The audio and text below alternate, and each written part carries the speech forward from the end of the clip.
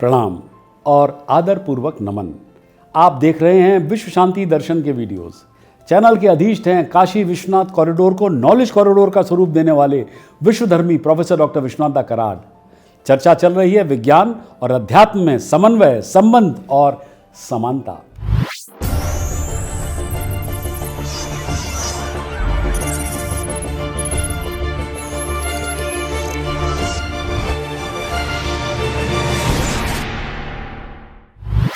धर्म और अध्यात्म दोनों में कोई भी प्रत्यक्ष नाता नहीं है। धर्म आपको नियति से मिलता है और अध्यात्म आपको स्वयं खोजना पड़ता है अपने अंदर।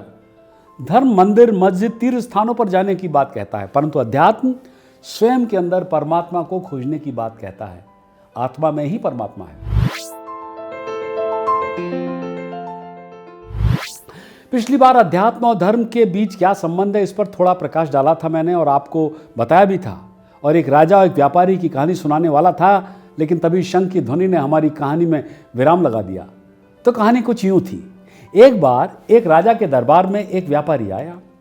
जब राजा की दृष्टि व्यापारी पर पड़ी तो देखते ही अचानक राजा के मन में यह विचार आया कि क्यों ना कुछ ऐसा किया जाए कि इस व्यापारी की सारी संपत्ति टैक्स के माध्यम से राजकोष में आ जाए।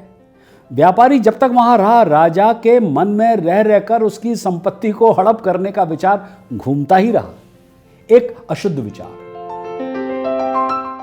कुछ देर बाद व्यापारी चला गया, मगर उसके जाने के बाद राजा को अपने ही राज्य के एक निवासी के लिए ऐसी अशुद्ध चेतना के लिए बड़ा खेद हुआ। उन्हें अच्छा नहीं लगा। राजा ने सोचा कि मैं तो प्रजा के साथ न्यायप्रिय रहता हूं, फिर आज मेरे मन में ऐसा बुरा विचार क्यों आया, ऐसी अशुद्ध चेतना क्यों जागी। उन्होंने अपने मंत्री से सारी बात बताकर इसका समाधान पूछा। तब मंत्री ने कहा, महाराज, इसका उत्तर देने के लिए आप मुझे कुछ समय दें। राजा मान गए। मंत्री विलक्षण बुद्धि का था। वो इधर उधर के सोच विचार में समय न गंवाकर सीधे व्यापारी से मिलने पहुंचा। व्यापारी से मिलने के बाद मंत्री ने उससे पूछा, मित्र, तुम चिंतित क्यों हो, क्या बात है? भारी मुनाफे वाले चंदन की लकड़ी का व्यापार करते हो, फिर चिंता कैसी? व्यापारी बोला, मेरे पास उत्तम कोटि के चंदन का बड़ा भंडार जमा हो गया है। लकड़ी का चंदन से भरी गाड़ियां लेकर अनेक शहरों में चक्कर भी लगाए, पर चंदन बिक नहीं रहा है। मेरा बहुत सा धन इसमें फंसा हुआ है। अब इस नुकसान से बचने का मेरे पास कोई उपाय नहीं है। व्यापारी की बात सुनकर मंत्री ने पूछा, क्या इस नुकसान से बचने का कोई भी उपाय नहीं? व्यापारी ने हंसकर कहा, हाँ, अगर राजा की मृत्यु हो जाए तो उसके दाह संस्कार के लिए सारा चंदन बिक सकता है। अब तो यही अंतिम मार्ग मुझे दिखाई देता है। व्यापारी की इस बात से मंत्री को राजा के उस प्रश्न का उत्तर मिल चुका था जो राजा ने मंत्री से व्यापारी के संदर्भ में कभी पूछा था। मंत्री ने व्यापारी से कहा, सुनो, तुम आज से प्रतिदिन राजा का भोजन पकाने के लिए 30 किलो चंदन की लकड़ी राजा की रसोई में भेज दिया करो। पैसे उसी समय मिल जाएंगे। मंत्री की बात सुनकर व्यापारी बड़ा खुश हुआ। प्रतिदिन चंदन की बिक्री, और वो भी नकद। इससे तो उसकी समस्या दूर ही हो गई। उसका आंतरिक अध्यात्म अब मन ही मन राजा के दीर्घायु होने की कामना करने लगा। जब तक कल वो सोच रहा था कि राजा मरे और उसकी लकड़ियां काम आए, ताकि राजा की रसोई के लिए वो चंदन की लकड़ी को दे सके और लंबे समय तक बेचता रहे। उसकी अशुद्ध चेतना का शुद्ध चेतना में आत्म परिवर्तन हो चुका था। और फिर एक दिन राजा अपनी सभा में बैठे थे। वो व्यापारी दोबारा आया और राजा के दर्शन उसने किए।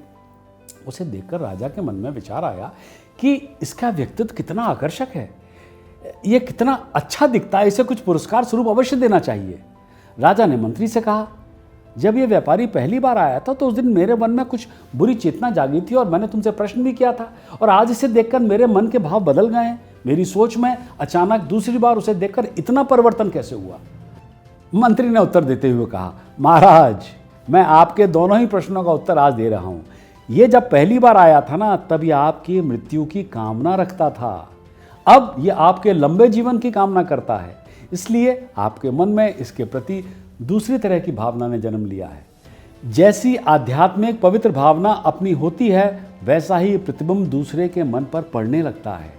जब हम किसी व्यक्ति का मूल्यांकन कर रहे होते हैं ना, तो उसके मन में उपजते भावों का उस मूल्यांकन पर गहरा प्रभाव पड़ता है। इसलिए जब भी आप किसी से मिलें तो एक सकारात्मक सोच, एक पॉजिटिव सोच के साथ मिलें, ताकि आपके शरीर से सकारात्मक ऊर्जा निकले और वो व्यक्ति उस पॉजिटिव वाइब से प्रभावित होकर आसानी से आपके पक्ष में विचार करने के लिए प्रेरित हो सके, क्योंकि जैसी दृष्टि होगी वैसी सृष्टि होगी। ओह, शंख की ध्वनि एक बार फिर कर रही है कि इस चर्चा को अब यहीं देना होगा विराम।